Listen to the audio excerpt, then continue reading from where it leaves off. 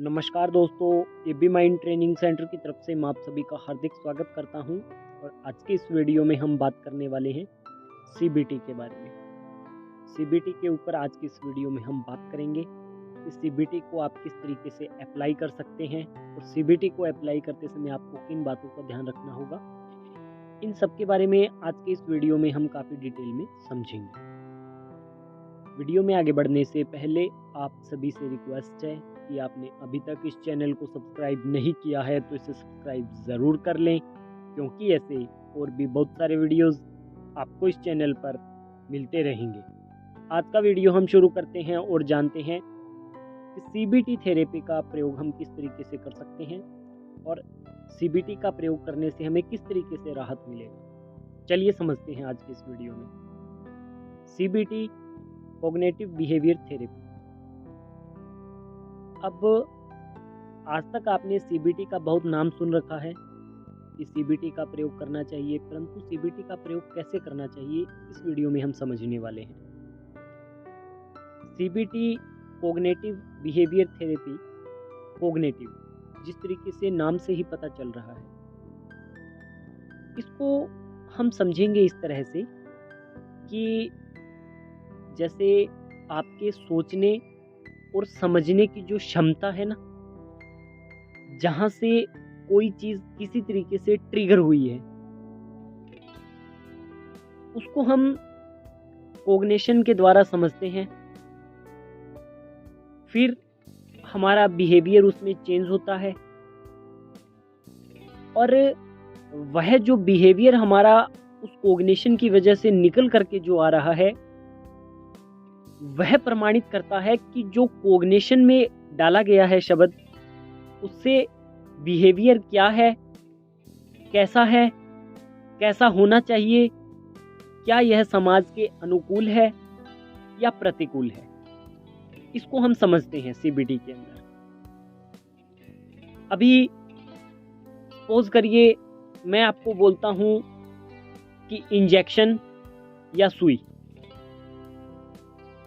तो इंजेक्शन शब्द जैसे ही बोला जाता है तो एक दर्द की अनुभूति होती है। हालांकि इसको इस तरीके से भी हमें नहीं देखना चाहिए, इसको एक अलग नज़रिए से देखते हैं तो मैं बोलता हूं इंजेक्शन। तो आप इसको इस तरीके से भी ले सकते हैं कि इंजेक्शन उस व्यक्ति के बहुत काम आता है जो कोई भयंकर बीमारी से ग्रसित है। उसके जीवन को बचाने के लिए इंजेक्शन का प्रयोग किया जाता है। जब मैंने पहले बोला था इंजेक्शन, तो एक दर्द की अनुभूति हुई थी, और जो दर्द की अनुभूति हुई है वह एक सुखद अनुभूति नहीं है। इसको आप समझ लीजिए।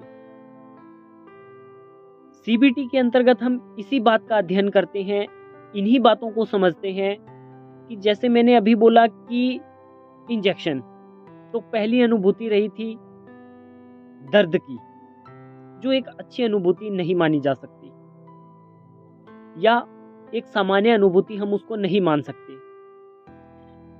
और इसके विपरीत मैंने दूसरा कंडीशन आपके सामने रखा कि इंजेक्शन, तो इंजेक्शन के माध्यम से आप ऐसा भी सोच सकते हो कि यह किसी व्यक्ति का जीवन बदलने के लिए, जो कोई भयंकर बीमारी से ग्रसित है, उसको बाहर निकालने के लिए एक उपकरण है जो बहुत अच्छा काम करता है। यहाँ सिर्फ और सिर्फ आपके नज़रिए की बात की जा रही है। इसी नज़रिए को शब्दों के माध्यम से हम सीबीटी थेरेपी के द्वारा समझते हैं।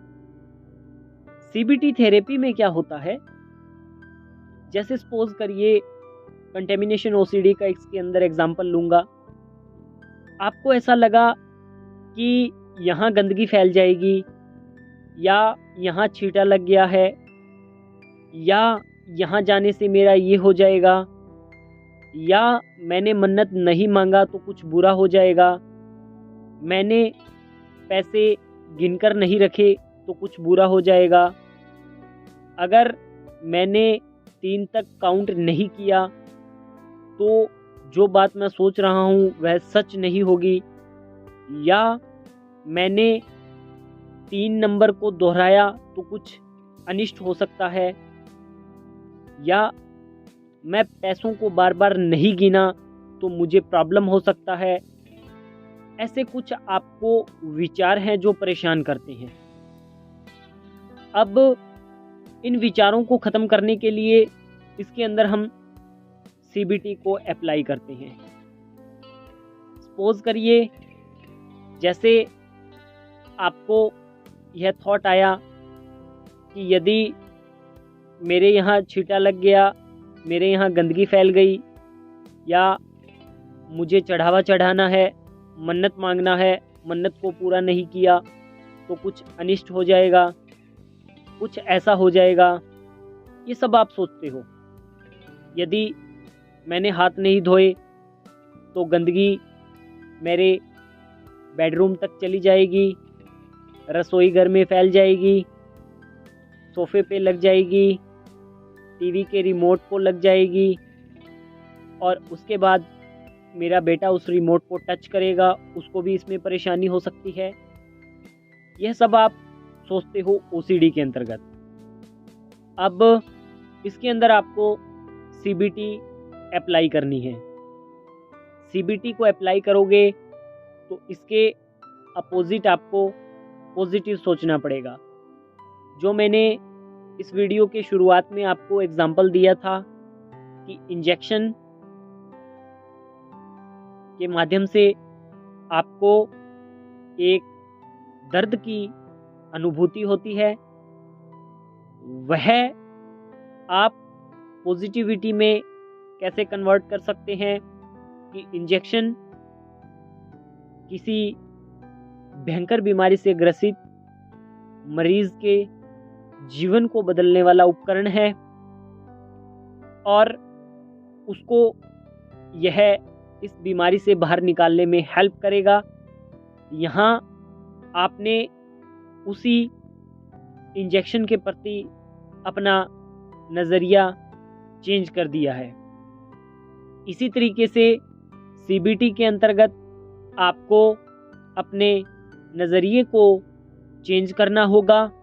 इसी बात को हम इसके अंदर समझेंगे कि आप कोई भी थॉट पर अपने नज़रिए को किस तरीके से बदल सकते हैं, किस तरीके से चेंज कर सकते हैं। आपको आपके नज़रिए को बदलना होगा, तभी इसके अंदर आपको रिज़ल्ट मिलेगा, वरना जो चीज़ें पुरानी चल रही है वह वैसी की वैसी चलती रहेगी। अब यदि आप इसके अंदर रिज़ल्ट चाहते हैं तो आपको इसके विपरीत सोचना होगा। CBT को बहुत सारे लोग अप्लाई इसलिए नहीं कर पाते क्योंकि उन्हें लगता है कि इसका कोई गारंटी नहीं है कि इससे राहत मिलेगा या नहीं मिलेगा। इसीलिए मुझे अपने कंफर्ट जोन में जाना है और मुझे इसके लिए कंपल्शन करना होगा, और वह सफ़रर बार बार इसके अंदर कंपल्शन करते हैं, न कि CBT को अप्लाई करते हैं। यदि वह इसके अंतर्गत CBT को अप्लाई करने लगे तो उनमें बहुत अच्छे बदलाव देखने को मिलेंगे, बहुत अच्छा रिज़ल्ट उन्हें मिलेगा। थॉट को दबाना नहीं है, थॉट से भागना नहीं है, थॉट से डरना नहीं है। आपको सिर्फ और सिर्फ थॉट के अपोजिट जाना है। अभी आपका थॉट है वह नेगेटिविटी में चल रहा है, इसके अपोजिट जब आप जाओगे तो वह पॉजिटिविटी में कन्वर्ट हो जाएगा। CBT के अंतर्गत आप थॉट के प्रारूप को बदलते हैं, थॉट की विषय वस्तु को बदलते हैं, थॉट के क्राइटेरिया को बदलते हैं। थॉट जिस आवेग से आपके सामने आ रहा है उस आवेग से उसे चलने देते हैं, परंतु उसके जो स्तंभ हैं उन्हें आप चेंज कर देते हैं।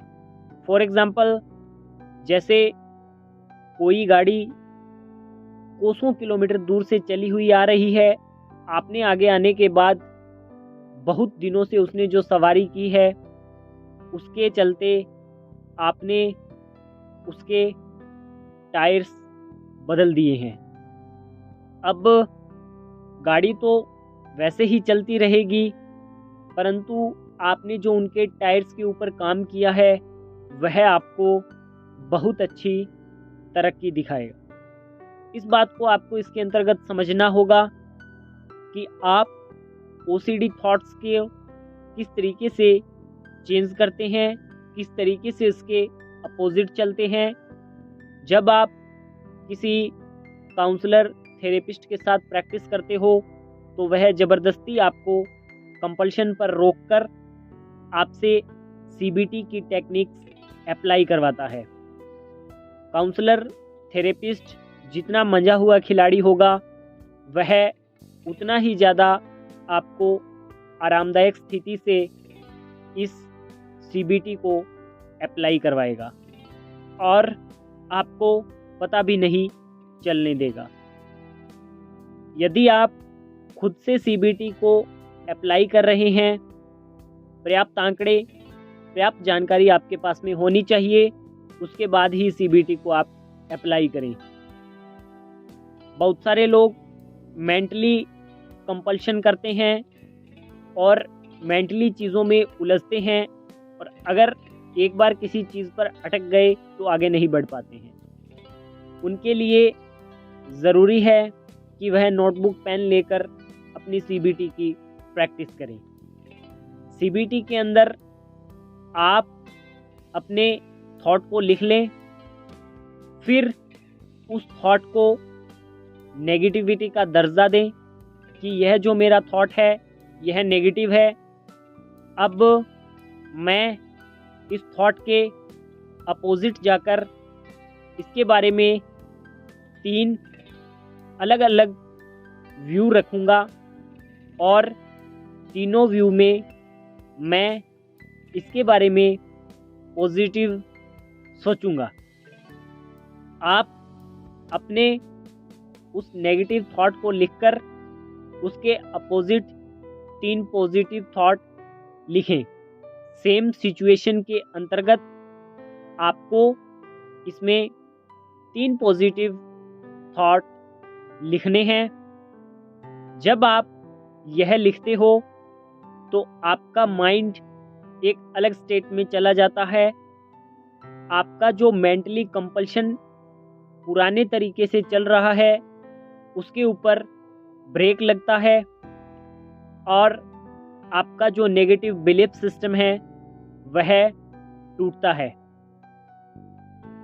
शुरुआती स्टेज में अगर आप इसमें खुद से प्रैक्टिस कर रहे हो तो थोड़ा बहुत परेशानी का सामना करना पड़ सकता है।